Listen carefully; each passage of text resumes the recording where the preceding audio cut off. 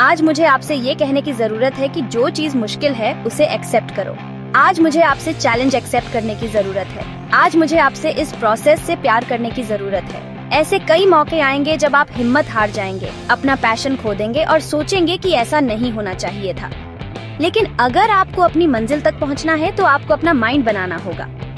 अगर आप पहली बार या 5वीं बार या 30वीं बार के बाद हार मान लेते हैं तो इसका असली मतलब ये है कि आप उसे इतनी शिद्दत से नहीं चाहते थे। कोई ऐसी चीज होनी चाहिए जिस पर आप बिलीव कर रहे हो कि आप टायरलेस हैं। आप इस बात से प्रभावित नहीं होते कि ये कितना इम्पॉसिबल लगता है। आप इस बात से फ्रस्ट्रेटेड नहीं होते कि इसमें कितना टाइम लग रहा है।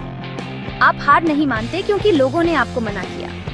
आपका एटीट्यूड ये है कि अगर मुझे पूरी जिंदगी बिलीव करना है तो मैं बिलीव करना नहीं छोड़ूंगा। मैं रिजेक्शन एक्सेप्ट नहीं करूंगा। मैं एवरेज पर कॉम्प्रोमाइज नहीं करूंगा। मैं अपने हार्ट में मौजूद चीजों का पीछा करता रहूंगा। और खुद से पूछें, मैं रियली क्या चाहता हूँ? मैं रियली क्या चाहता हूँ? और उसे लिख लें। लिखने से थॉट पैदा होती है, सोचने से एक पिक्चर बनती है, और जब आप ये पिक्चर्स बनाते हैं तो आप अपने माइंड में एक विजन बनाते हैं। ये विजनरी लोग ही हैं जिन्होंने दुनिया को बदल दिया। इसके बारे में सोचिए।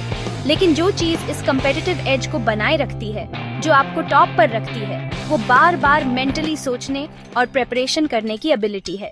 शरीर की लिमिट होती है, दिमाग की नहीं होती।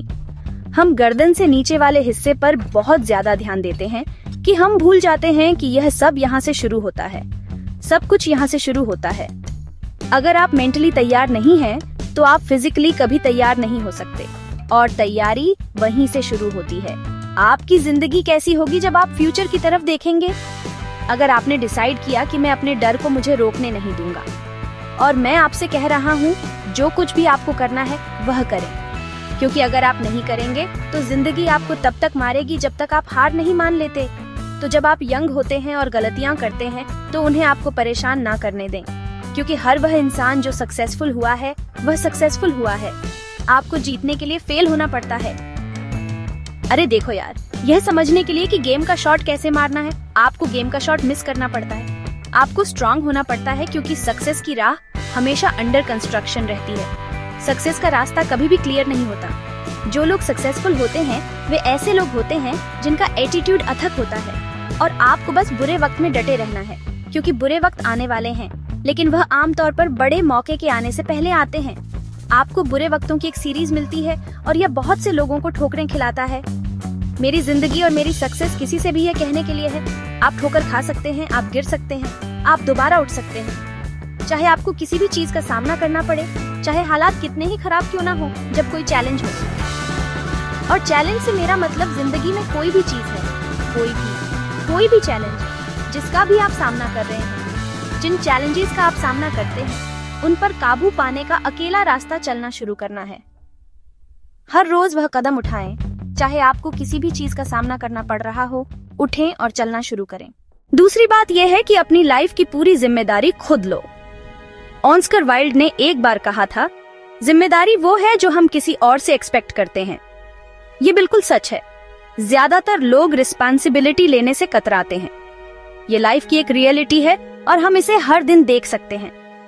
हम खुद को गुस्से में आते देख सकते हैं जब डेंटिस्ट हमें वेट करवाता है, और हम वहाँ पुरानी मैगजीन पढ़ रहे होते हैं जब हमारी अपॉइंटमेंट 30 मिनट पहले की थी, और हम ये सोचना भी नहीं चाहते कि हम इस महीने का रेंट भेजना भूल गए थे।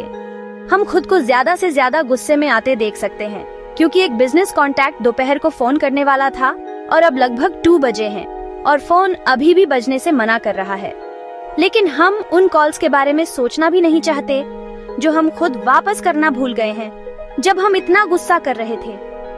हम खुद को एयरलाइन को एक गुस्से वाला लेटर लिखते देख सकते हैं क्योंकि एक फ्लाइट लेट हुई थी, लेकिन जब हम किसी चीज के लिए लेट होते हैं तो हम खुद को गुस्से वाला लेटर नहीं लिखते, हालांकि ये बिल्कुल भी बुरा आइडिया नहीं हो सकता। हाँ, हम अपनी पर्सनल और प्रोफेशनल लाइफ दोनों में हर टाइम रिस्पांसिबिलिटी से बचने को देख सकते हैं। और यहाँ एक और चीज है जो हम उतनी ही ज्यादा देख सकते हैं। हम देख सकते हैं कि ज्यादातर लोग उतने सक्सेसफुल नहीं हैं जितने वो चाहते हैं। क्या आप देखते हैं कि इन 2 बहुत कॉमन चीजों के बीच कोई कनेक्शन है? मैं तो जरूर देखता हूँ, और इस सेशन के एंड तक मुझे उम्मीद है कि आप मुझसे एग्री करेंगे। मुझे उम्मीद है कि आप समझ जाएंगे कि आपकी बेस्ट इंटरेस्ट में है कि आप जो कुछ भी करते हैं उसकी रिस्पॉन्सिबिलिटी लें, लेकिन ये तो बस शुरुआत है। मैं ये भी सजेस्ट करने वाला हूँ कि कई बार दूसरों की गलतियों की रिस्पॉन्सिबिलिटी लेना भी बेस्ट होता है, खासकर जब आप मैनेजमेंट या लीडरशिप के रोल में हो। मैं आपको ये कहते हुए सुन सकता हूँ, क्या किसी और की गड़बड़ की रिस्पॉन्सिबिलिटी लूं? मेरी पर्सनल लाइफ में मेरी एक कमजोरी ये है कि मुझे टेक्निकल चीजें पसंद नहीं है, इसलिए हालांकि मुझे ट्विटर, इंस्टाग्राम और फेसबुक पर होना पड़ता है, मुझे इसकी परवाह नहीं है। तो गेस करो क्या, मुझे कोई ऐसा पर्सन मिल जाता है जो ये करना पसंद करता है। आप जानते हैं, मुझे कोई ऐसा पर्सन मिल जाता है जिसकी स्ट्रेंथ हो जहाँ मेरी वीकनेस हो, और मैं उनके साथ पार्टनरशिप करता हूँ। आप बस गोल तक पहुँचने की कोशिश कर रहे हैं, कोई भी खुद से वहाँ नहीं पहुँचता, हर किसी को हेल्प की जरूरत होती है। अब जब आप जानते हैं कि आपके पास क्या है, तो कॉन्फिडेंट रहें, एरोगेंट नहीं। अपनी स्ट्रेंथ्स को मैनेज करें, जाने कि वो क्या है, और किसी को आपको इससे बात करने न दें। आप फाइट के लिए रेडी हो जाते हैं। आपको खुद को जानना होगा, ये आपकी स्किल्स को इम्प्रूव करने में हेल्प करता है। इस दौरान आप अपनी स्ट्रेंथ को डेवलप कर रहे हैं। ऐसा नहीं है, आपको बस अपनी स्ट्रेंथ को डेवलप करते रहना है। किसी को आपको इससे बात करने न दें। उसी टाइम आपको अपनी वीकनेस को इम्प्रूव करने पर काम करना चाहिए। इसलिए मुझे अपनी मर्जी के खिलाफ इंस्टाग्राम पर आना पड़ा, ट्विटर पर आना पड़ा, फेसबुक पर आना पड़ा। मुझे वीडियोस बनानी पड़ती है, चाहे मैं चाहूँ या न चाहूँ, क्योंकि दुनिया सोशल मीडिया की तरफ बढ़ रही है। अगर मेरे पास किम कार्दाशियन जितने फॉलोअर्स होते तो शायद मुझे ये टीवी शो भी नहीं करना पड़ता। उन सालों में जब प्रोफेशनल बास्केटबॉल सच में पॉपुलर होना शुरू हो रहा था, बिल रसेल, जो बोस्टन सेल्टिक्स के लिए सेंटर खेलते थे, प्रो लीग के सबसे ग्रेटेस्ट प्लेयर्स में से एक थे। वो खासकर अपने रिबाउंडिंग और डिफेंसिव स्किल्स के लिए फेमस थे। लेकिन बहुत से लंबे सेंटर्स की तरह रसेल कभी भी फ्री थ्रो शूटर नहीं थे। उनकी फ्री थ्रो की परसेंटेज एवरेज से काफी कम थी एक्चुअली। लेकिन इस कम परसेंटेज ने रसेल की एक प्लेयर के तौर पर एबिलिटी की क्लियर पिक्चर प्रेजेंट नहीं की, और एक गेम में उन्होंने इसका एक बहुत ही कन्विंसिंग डेमोन्स्ट्रेशन दिया। ये बोस्टन और लॉस एंजल्स लेकर्स के बीच एक चैंपियनशिप सीरीज का लास्ट गेम था।